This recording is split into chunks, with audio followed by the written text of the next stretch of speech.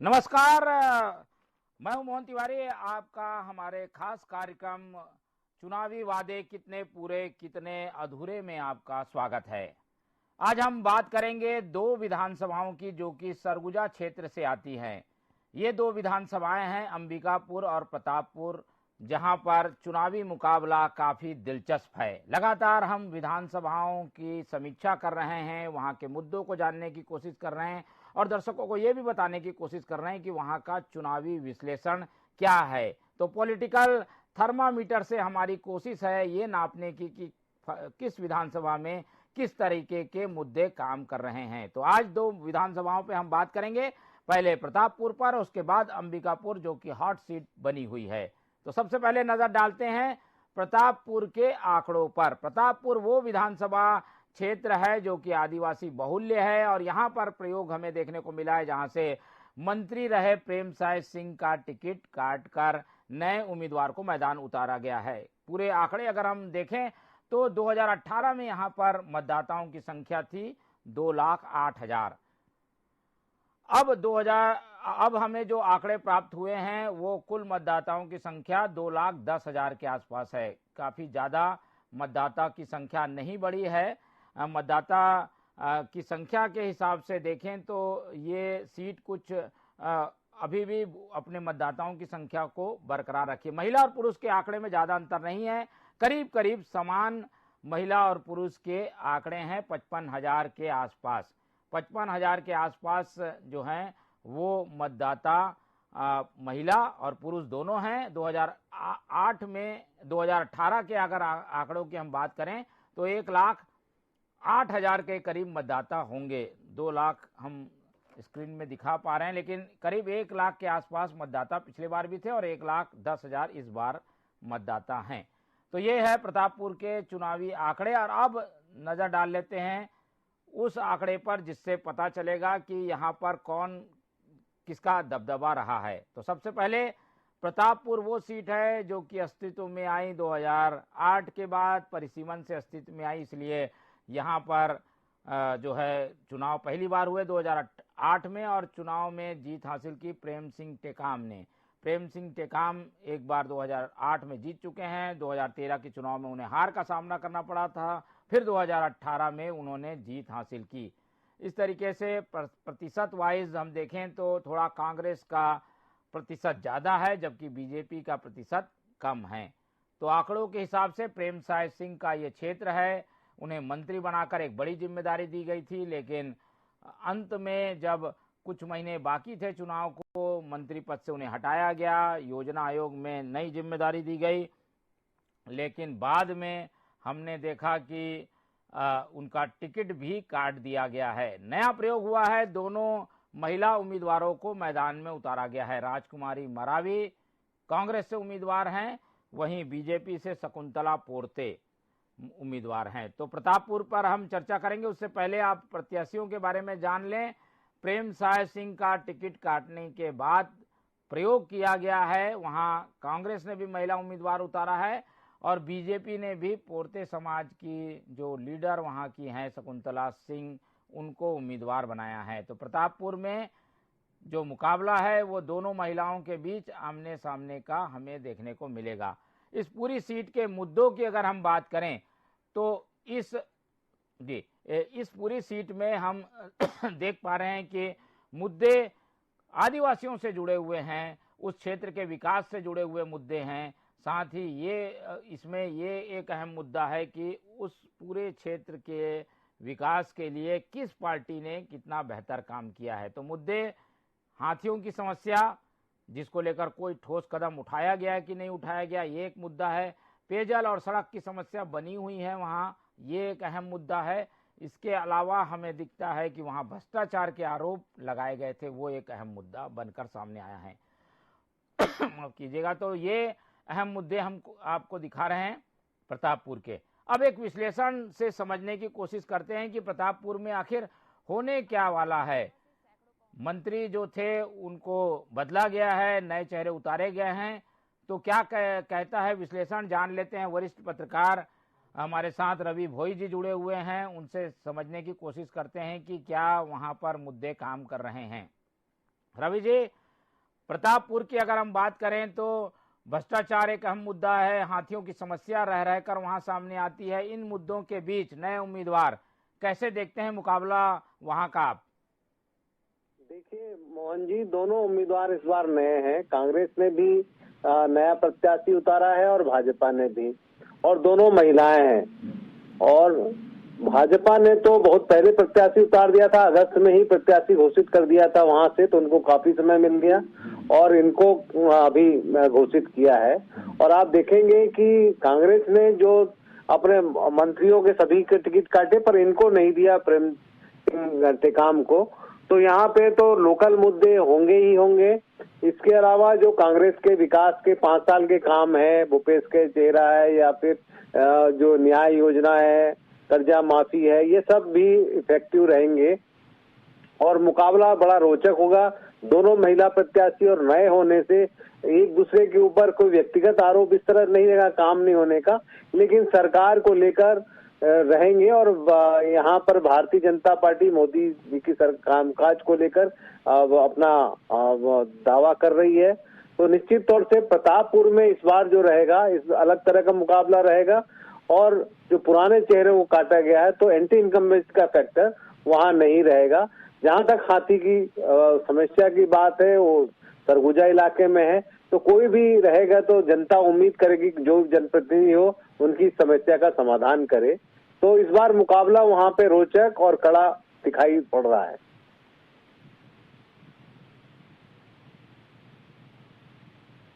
Hello,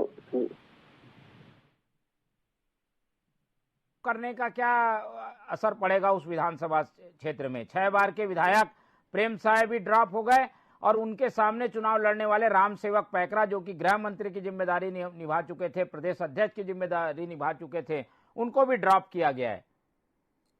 देखिए, निश्चित तौर से दोनों के खिलाफ एंटी इनकम्बेंसी का फैक्टर था ही, इसलिए दोनों को ड्रॉप किया गया। दोनों परंपरागत होते, एक बार ये जीतते थे तो एक बार वो जीतते थे, तो यहाँ पे इस तरह का मुकाबला होता था। तो पिछले बार तो एंटी इनकम्बेंसी के कारण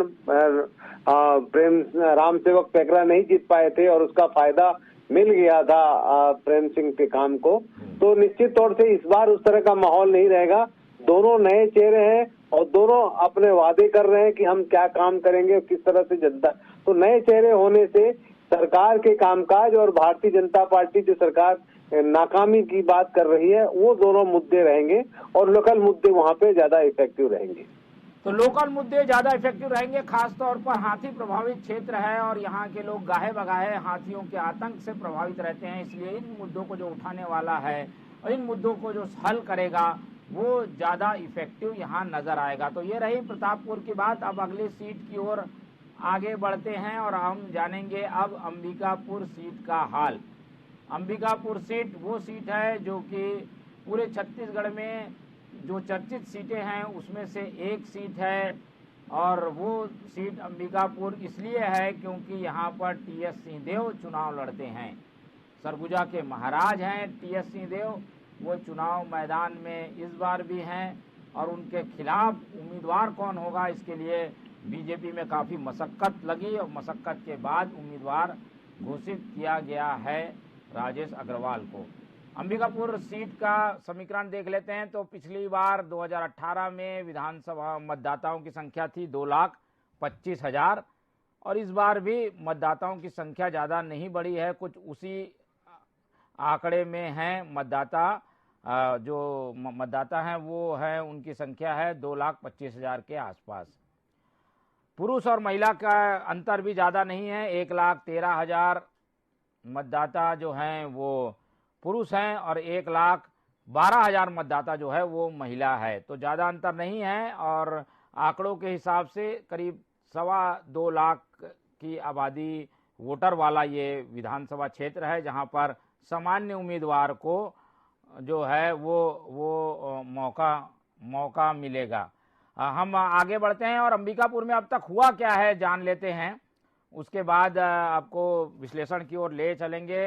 कांग्रेस से टीएस सिंहदेव ने यहाँ जीत दर्ज की थी 2018 में और 13/8 में भी उन्होंने जीत हासिल की थी। परिसीमन के बाद ये सीट सामान्य हुई थी, उसके पहले ये सीट आदिवासी आरक्षित थी, इसलिए 2003 में कमल भान सिंह ने जीत हासिल की थी। कमल भान सिंह एक बार सांसद बन चुके हैं। इस बार उम्मीद थी कि उन्हें ही मैदान में उतारा जा सकता है, लेकिन ऐसा नहीं हुआ और कांग्रेस के उम्मीदवार टीएस सिंहदेव के खिलाफ बीजेपी ने प्रयोग करते हुए नए उम्मीदवार राजेश अग्रवाल को वहां मौका दिया है। तो मुकाबला जो है वो टीएस सिंहदेव और वहां के स्थानीय नेता राजेश अग्रवाल के बीच होगा।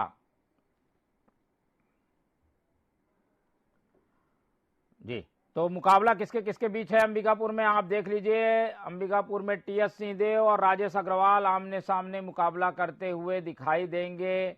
और ये वो क्षेत्र है जो कि एक तरीके से सरगुजा संभाग का दिल है, सरगुजा संभाग का हार्ट है, जहां पर राजनीतिक गतिविधियों का असर पूरे संभाग में पड़ता है। ऐसे में अंबिकापुर के राजनीतिक समीकरण पर सबकी निगाह बनी हुई है। टीएस सिंहदेव को बांधने की कोशिश बीजेपी करना चाहती थी, उसमें कितना सफल होगी वो जनता बताएगी। लेकिन यहाँ जो मुद्दे हैं वो शहरी और ग्रामीण दोनों काम करेंगे, क्योंकि शहर जो है अंबिकापुर वो काफ़ी विकसित हो चुका है और शहरी इलाके में लोग शहरी हिसाब से सोचते हैं, मुद्दे वहाँ चलते हैं। मुद्दे क्या क्या हैं, किस तरीके के मुद्दों को लेकर लोगों का कुछ कहना है, हम जुड़ने की कोशिश करेंगे हमारे संवाददाता अमित से और जानेंगे कि भाई अंबिकापुर में क्या मुद्दे काम कर रहे हैं। अमित से जुड़ने की कोशिश करते हैं और जानेंगे फिर आगे कि क्या मुद्दे हैं। मैं आपको बता दूं, सरसरी तौर पर युवाओं में बेरोजगारी की भारी समस्या है अंबिकापुर में, क्योंकि यहाँ पर कोई बड़ा उद्योग स्थापित नहीं हो पाया है। हाथी वितरण क्षेत्र भी है, क्योंकि अंबिकापुर शहर के आसपास के गांवों में हाथियों का आना जाना लगा रहता है। सड़क बेहतर हो, स्वास्थ्य बेहतर हो, इसके लिए मांग यहाँ पर लंबे समय से की जा रही है। तो अमित से जुड़कर और ज़्यादा चीज़ों को हम जानने की कोशिश करेंगे। जी, जब तक हम रवि भोई से अंबिकापुर सीट के समीकरण समझने की कोशिश करते हैं, हमारे साथ वरिष्ठ पत्रकार रवि भोई जी जुड़े हुए हैं। रवि जी, अंबिकापुर सीट को कैसे देखते हैं? क्या बीजेपी यहाँ फाइट नहीं लड़ना चाहती थी, अचानक से उम्मीदवार जैसी उम्मीद नहीं थी वैसा आ गया? कई बड़े दावेदार थे, लेकिन राजेश अग्रवाल को आगे किया है बीजेपी ने। मोहन जी, अंबिकापुर सीट काफी हाई प्रोफाइल सीट है और पिछले 3 बार से लगातार टीएस सिंहदेव जीत रहे हैं और राजेश अग्रवाल का नाम काफी समय से चल रहा था और यहाँ असमंजस की स्थिति में थी भाजपा किसको खड़ा किया जाए। कई नए प्रत्याशी भी तलाश में लगी हुई थी, लेकिन अंततः राजेश अग्रवाल को दिया है। तो यहाँ ये माना जा रहा है कि जिस तरह से 3 बार जीत दर्ज की है और भाजपा का प्रत्याशी जो कुछ नहीं कर पाए इस बार भी, और टीएस का जो प्रभाव है वो दिखाई पड़ेगा। अंबिकापुर सीट ऐसा है, यहाँ पे हर तरह हर वर्ग के मतदाता हैं, हर कास्ट के हैं, क्रिश्चियन भी हैं, ब्राह्मण भी हैं, सामान्य वर्ग ठाकुर भी हैं, आदिवासी भी हैं, तरह तरह के यहाँ मिक्स वोटर्स हैं। तो इनका बहुत ज्यादा इफेक्ट पड़ता है चुनाव पे और टीएस सिंहदेव वहाँ से सरगुजा राजघराने से संबंध रखते हैं, इसलिए उनका प्रभाव हमेशा रहा। इसके पहले टीएस के लड़ने से पहले, जब से चुनाव लड़े इसके पहले ये ट्राइबल सीट हुआ करता था, लेकिन जब से सामान्य सीट हुआ है तब से टीएस सिंहदेव यहाँ से विधायक हैं और उनका प्रभाव, उनके राज परिवार का प्रभाव इस सीट पे साफ दिखाई पड़ता है। भारतीय जनता पार्टी जिस तरह से यहाँ पे एक प्रत्याशी खड़ा करना चाहती थी, एक हाई प्रोफाइल, उस तरह से नहीं कर पाई। ठीक है, लोकल प्रत्याशी है, राजेश अग्रवाल जनपद सदस्य रहे और इलाके में उनका प्रभाव है, लेकिन टीएस के सामने कहीं न कहीं उनको मुकाबला करने में बड़ी कठिनाई आएगी। यहाँ पे खास तरह के मुद्दे तो ऐसा दिखाई नहीं देते, लेकिन जो टीएस सिंहदेव से उम्मीदें थी उनको एक बड़े चेहरे के रूप में वहाँ के लोग देख रहे थे, लेकिन 5 साल में कुछ रही, बहुत सारी घटनाएं हुई और अस्पताल को लेकर जो बच्चों की डेथ हुई वो भी बड़ी समस्या वहाँ रही है। तो इस बार चुनाव में कई सारे मुद्दे सामने आएंगे, लोकल डेवलपमेंट की बात भी सामने आएगी, क्योंकि सरगुजा जो छत्तीसगढ़ के एक बड़े शहरों में गिना जाता है, यहाँ डेवलपमेंट काफी हुआ। तो जो वादा कर रही है कि हम विकास देंगे, तो यहाँ निश्चित तौर से जो भी नया डेवलपमेंट करेगा, विकास करेगा, शहरीकरण करेगा, उस पर लोगों की नजर ज्यादा रहेगी। लेकिन यहाँ का मुकाबला रोचक है और पूरे प्रदेश की नजर अंबिकापुर सीट पर है, क्योंकि टीएस सिंह यहाँ से प्रत्याशी हैं और उनको एक बड़ा चेहरा माना जाता है कांग्रेस का। बिल्कुल ठीक है, बहुत बहुत धन्यवाद रवि जी, आपने इतनी बढ़िया हमें जानकारी दी। लेकिन अंबिकापुर में क्या मुद्दे काम कर रहे हैं, किस तरीके के समीकरणों के साथ जो है वो अंबिकापुर में चुनाव होने जा रहा है, हमारे सहयोगी जुड़ रहे हैं अमित हमारे साथ। अमित, लोगों से बात करिए और अंबिकापुर में क्या मुद्दे चल रहे हैं उसके बारे में बताइए। जी सर तो अभी हम उपस्थित हैं सर महामाया चौक अंबिकापुर में, और आज जानेंगे सर कि यहाँ जो है कैसा माहौल है और इस बार जो है किसकी सरकार बनेगी। और आज हम जो है सर आम जनता से जो है बात करेंगे सर। और यहाँ पर उपस्थित हैं भैया, आपका नाम? प्रशांत गोयल। अच्छा, कहाँ? मैं अंबिकापुर निवासी, महामाया चौक। अच्छा, तो क्या लगता है इस बार किसकी सरकार क्या बनेगी? मुद्दे चल रहे देखिए, हैं? दोनों ही प्रत्याशी जो चुने गए हैं कांग्रेस की तरफ से श्री टीएस सिंहदेव जी और भाजपा की तरफ से श्री राजेश अग्रवाल जी, दोनों ही प्रत्याशी बहुत बढ़िया हैं। और मैं सभी से ये अपील भी करना चाहूंगा, सभी मतदाताओं से, कि खुले मन से आगे आकर के और समर्थन दें। पार्टी भले कोई भी हो, लेकिन अपना मत जरूर उपयोग करें ताकि देश में एक अच्छा मैसेज जाए। अच्छा, विकास कार्य कितने हुए आपके? विकास कार्य देखिए चल रहे हैं। वो राजनीतिक मामला बन जाता है कि कोई बोलता है कि नहीं हो रहा है, कोई बोलता है हो रहा है। अपने अपने स्तर पे सभी कार्य सुचारू रूप से चल रहे हैं, उसमें कोई संदेह नहीं है। अच्छा, कुछ समस्या आ रही है कि अभी? समस्या वैसा कुछ बहुत विशेष कुछ नहीं है। बाकी तो देखिए, समस्याएं ऐसी है कि कभी जीवन में किसी की खत्म नहीं होती है। ठीक है, और दूसरे से बात करिए, दूसरे लोगों से भी बात करिए। जी सर, और बात करेंगे। जी सर, आपका नाम सर? शुभ नाम? जितेंद्र कुमार शर्मा।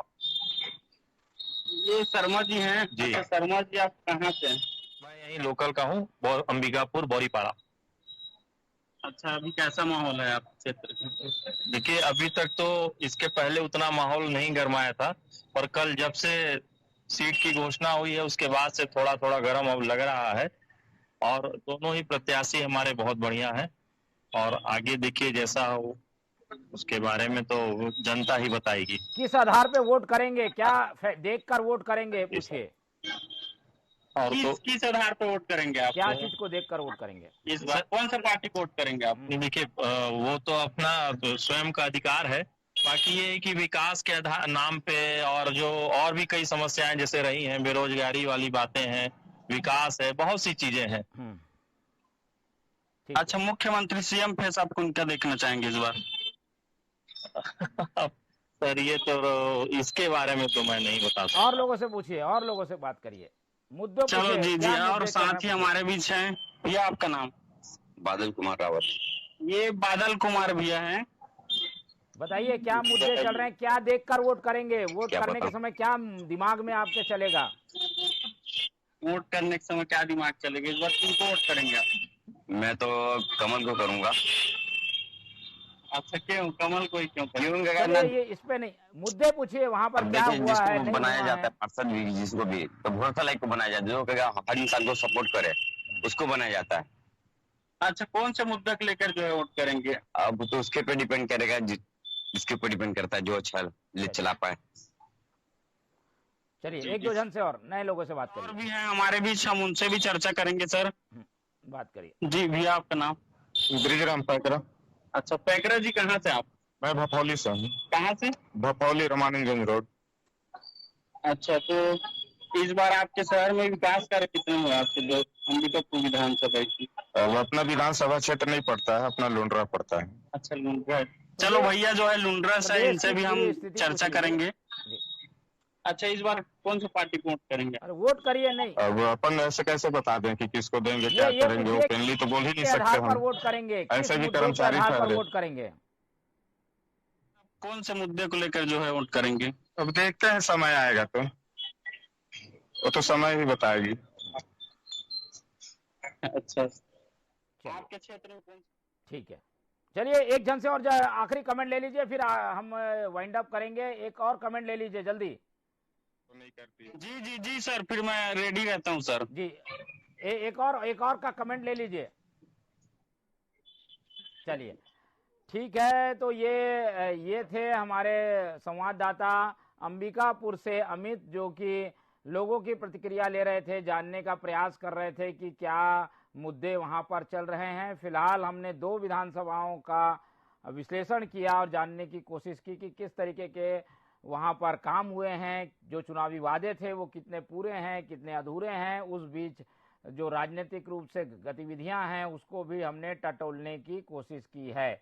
फिलहाल आज चुनावी वादे कितने पूरे कितने अधूरे में आज इतना ही। आप लोग देखते रहिए TV 24। मुझे दीजिए इजाजत, नमस्कार।